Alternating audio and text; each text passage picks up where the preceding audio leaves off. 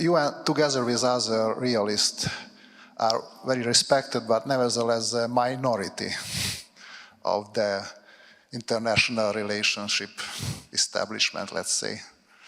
Do you see any chance that your view became dominant? There is no question that realism is a deeply hated theory of international relations in the United States. It's very, very tough to be a realist in the United States. I've told a number of people here that when I go to China, that I feel like I am among my people. I've told some people that when I start my talks in China, I say, it's good to be among my people. Now, I want you to understand, I do not speak a word of Chinese. I feel like I am really in a foreign culture when I go to China, and it's one of the few times when I am conscious of the fact that I'm an American.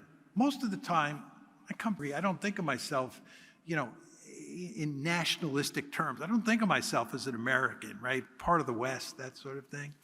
When I go to China, I feel very much like I am in a foreign culture. But intellectually, I'm at home in China, much more so than I am when I go to Washington, D.C., certainly when I'm on university campuses, because the Chinese are realists to the core. Right? This is true of the Russians as well. You go to Moscow, you talk to the Russians. Go to Iran. I was in Iran in 2018. These countries are filled at the top with people who are realists, and even in the universities. This is not true in the United States. Now, take this a step further. During the unipolar moment, remember what I said about the unipolar moment? There was only one great power by definition, and I said, you therefore cannot have great power politics. So it was really easy to dismiss realism during the unipolar moment. And the end result is that you got liberal hegemony. This is what my book is all about. The book is all about liberal hegemony during the unipolar moment. The problem is, from the liberal perspective, we're now in a multipolar world. Great power politics is alive and well.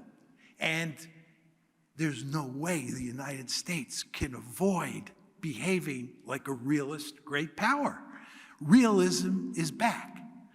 And I want to give you one example to highlight that. But before I do, you still never want to lose sight of the fact that even though the United States will act like a realist great power, it will put a velvet glove of liberalism over its realist fist to make it look like we're not really behaving in realist fashion.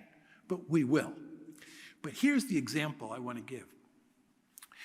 Joseph Biden was the vice president of the United States under Barack Obama.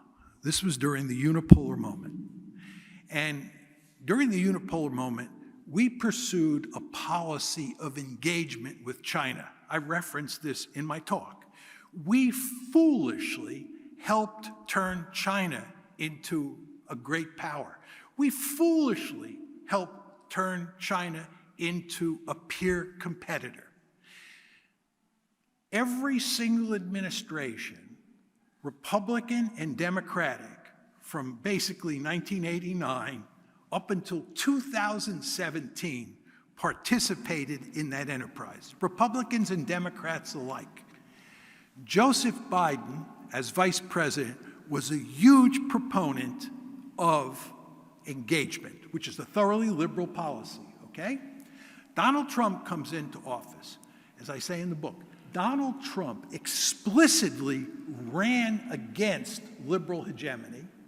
Furthermore, he moved into the White House when the world was turning multipolar, and therefore Trump approached China in a realist fashion. There's no question about that. he abandoned engagement. He explicitly abandoned engagement, this liberal policy, and he adopted a realist approach toward China.